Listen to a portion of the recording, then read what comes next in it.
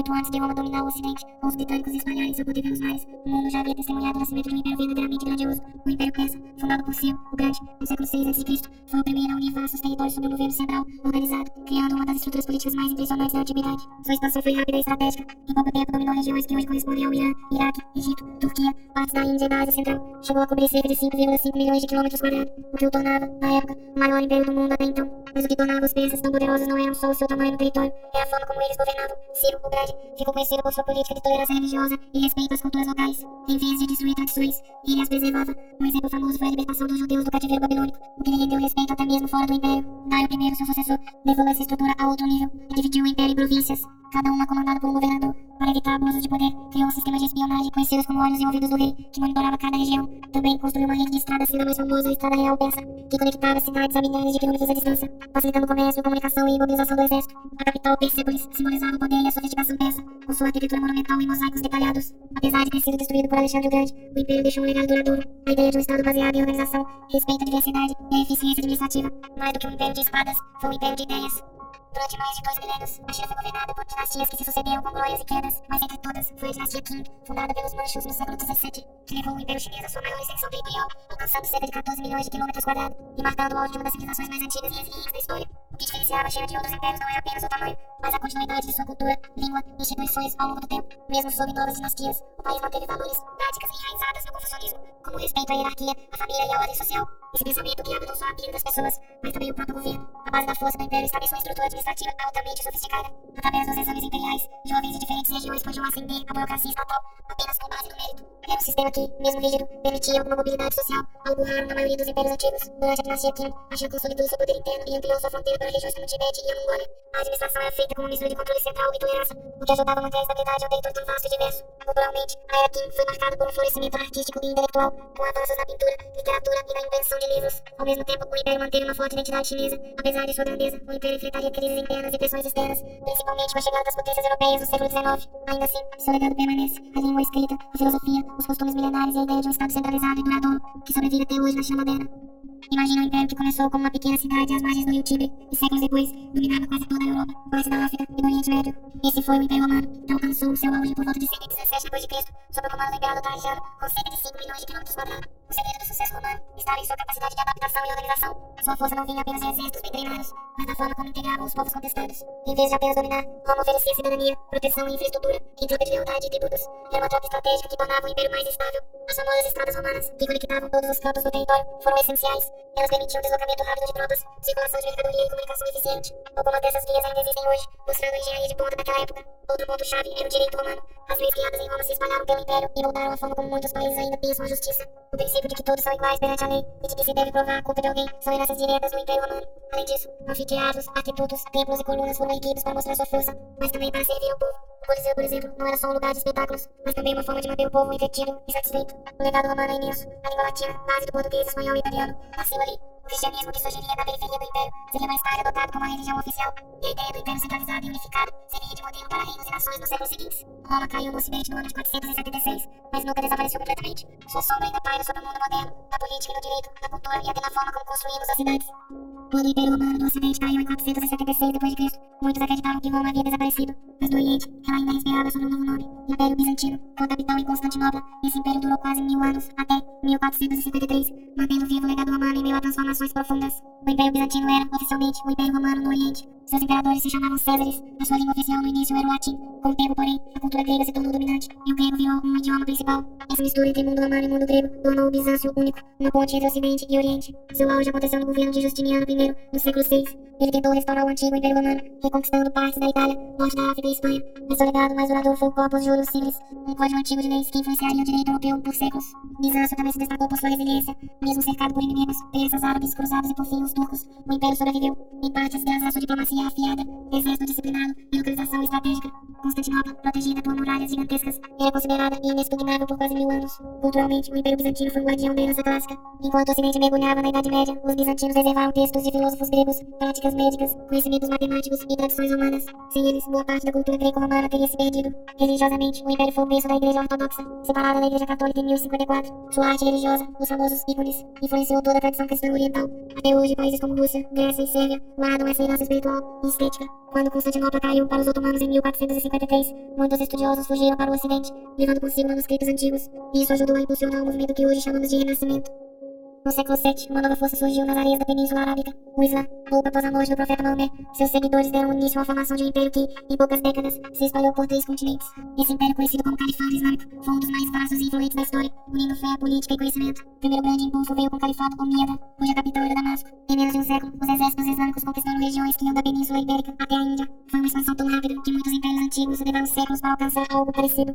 Mas, mais do que armas, o que mantinham esse vasto território unido era a ideia de uma comunidade islâmica global, regida pela fé e pela lei islâmica, a Sharia. Depois dos Omíadas veio o Califado Abássida, com sede em Bagdá. Esse período é lembrado como a Era de Ouro do Islã.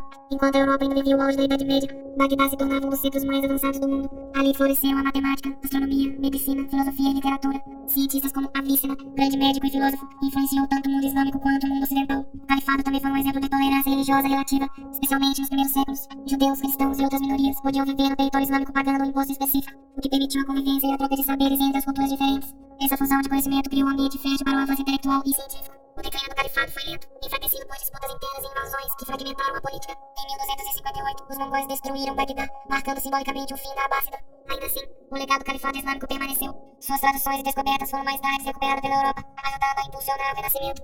No início do século XIII, um povo nômade das estepes da Mongólia mudou o rumo da história. Liderados por Gengis Khan, os mongóis construíram em poucas décadas o maior império contínuo da história. Um território de aproximadamente 24 milhões de quilômetros quadrados, que ia da China até a Europa Ocidental. Mas como um grupo de pastores e guerreiros conseguiu tamanha façanha, o segredo estava na mobilidade, na mobilização militar e numa estratégia baseada no terror psicológico. Os exércitos mongóis se moviam rapidamente a cavalo, usavam arcos letais e sabiam como atacar com precisão. Quando uma cidade existia, os mongóis cercavam, destruíam e espalhavam o medo. Muitas vezes só a fama deles já era o suficiente para que uma cidade se rendesse sem lutar. Gengis Khan não era só um conquistador feroz, ele também era um estrategista político. Criou leis, organizou seu império com base no mérito e incentivou a tolerância religiosa. Não importava se você era muçulmano, cristão ou budista, o importante era obedecer e pagar os tributos. Essa abordagem ajudou a manter o controle sobre dezenas de povos diferentes. Depois da morte de Gengis Khan, seus sucessores dividiram o império em 4 partes, chamadas de Khanatos, mas ainda assim mantiveram uma rede de comunicação e comércio impressionante. Eles protegeram a famosa Rota da Seda, permitindo que mercadores, diplomatas e ideias circulassem com segurança entre a Europa e a Ásia. Por isso, mesmo com toda a violência, o Império Mongol também foi um canal de troca cultural e econômica sem precedentes. Entre os viajantes que aproveitaram essa rede estava Marco Polo. Suas histórias sobre a grandiosidade do Império influenciou toda a Europa. O Império Mongol começou a enfraquecer no século XIV, quando os Khanatos se tornaram independentes e os conflitos internos aumentaram. Ainda assim, seu impacto foi duradouro. Eles redefiniram as fronteiras do mundo conhecido, impulsionaram o comércio global e deixaram uma marca que ecoa até hoje. Imagine um império que começou com um pequeno grupo de guerreiros na fronteira do mundo islâmico e o cristão, e que acabou durando mais de 600 anos. Esse foi o Império Otomano, um dos mais duradouros e influentes da história, que em seu auge controlou territórios na Europa, Ásia e África, chegando a mais de 5,2 milhões de quilômetros quadrados. O Império nasceu no final do século XIII, com Osman I, um líder turco que deu nome à dinastia, mas foi com Mohammed II que os otomanos marcaram a história. Em 1453, ele conquistou Constantinopla, a poderosa capital do Império Bizantino. Essa vitória não foi só militar, mas simbólica. Representou o fim da Idade Média e o começo de uma nova era. A força otomana vinha de várias frentes. Um dos principais pilares era o seu exército moderno, com destaque para os janízaros, soldados de elite treinados desde crianças. Eles eram leais apenas ao sultão e formavam a base de um exército mais eficiente do mundo naquela época. Mas os otomanos não cresceram só pela guerra. Eles dominavam rotas comerciais cruciais, especialmente entre o Oriente e o Ocidente. Controlar cidades como Istambul, Cairo e Damasco significava riqueza e poder. Além disso, o império era mestre na diplomacia. Em vez de destruir culturas locais, os otomanos costumavam integrá-las, permitindo a convivência de muçulmanos, cristãos e judeus sob o mesmo governo, desde que todos pagassem os seus impostos. A capital, Istambul, virou um dos grandes centros do mundo islâmico. Palácios, mesquitas e escolas foram construídos, refletindo uma civilização rica em cultura, arte e ciência. O império também preservou e transmitiu conhecimentos antigos, sendo uma ponte entre o saber grego, árabe e europeu. Com o tempo, o Império Otomano começou a enfraquecer, especialmente a partir do século XIX, com pressões internas e externas. Seu fim oficial veio após a Primeira Guerra Mundial, em 1922, quando surgiu a República da Turquia. Mesmo assim, sua herança permanece. O império que, mesmo após desaparecer, ainda molda o mundo moderno.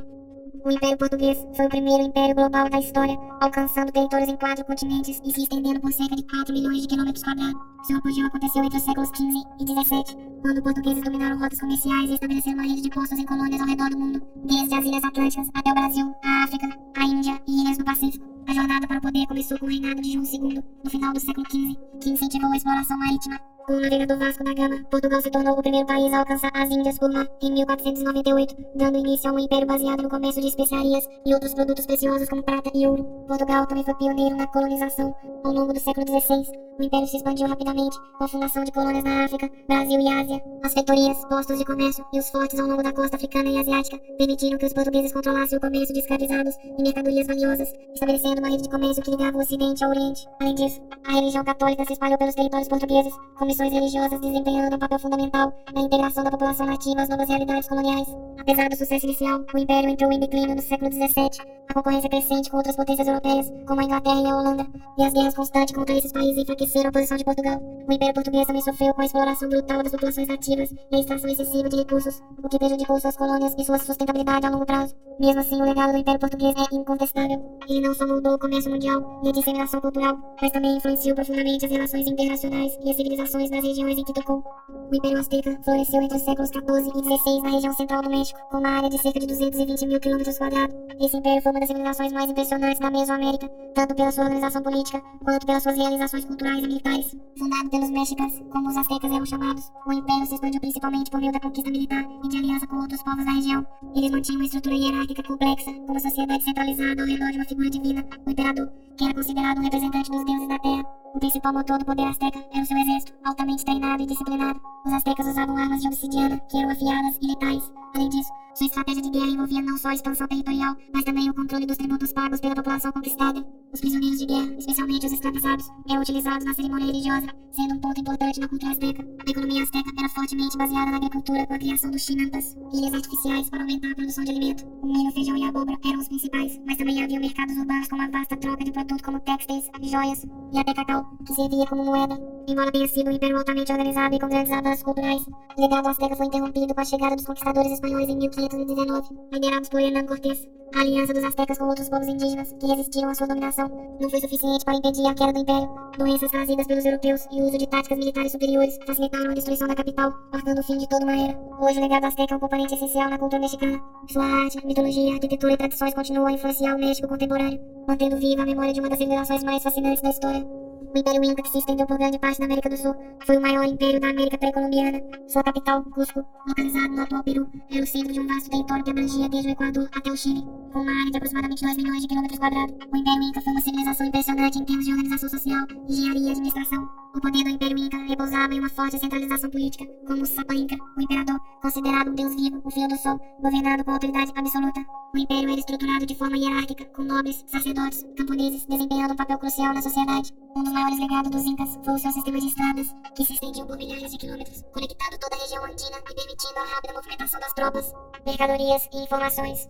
As famosas estradas incas eram bem construídas e adaptadas ao terreno montanhoso, com túneis e pontes suspensas feitas de fibras vegetais. A agricultura era o alicerce da economia inca. O império utilizava técnicas avançadas como a terraceação para cultivar em áreas íngremes. Além disso, o uso de irrigação e a criação de armazéns para estocar alimento e recursos eram partes de uma administração eficiente que garantia a sustentabilidade do império. Produtos como milho, batata e feijão eram cultivados, e os incas também eram conhecidos por sua criação de lamas e alpacas. O legado do Império Inca é vasto. Eles eram hábeis na arquitetura, criando fortalezas e templos impressionantes, como o famoso Machu Picchu, que até hoje é um dos maiores marcos arqueológicos do mundo. A sua habilidade em trabalhar ouro e prata também eram reconhecidas, e os incas tinham uma grande tradição na arte têxtil. No entanto, o Império Inca caiu rapidamente diante da invasão espanhola, liderada por Francisco Pizarro em 1532.